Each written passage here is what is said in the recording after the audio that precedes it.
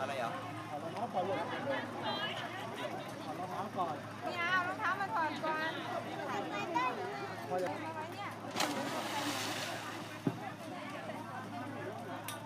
มา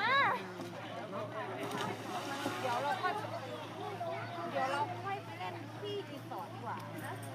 น่าจะเหมาะเนาะอันนี้มันน้ำมันเชี่ยวมันน้ำมันไหลเอาไปดูดิ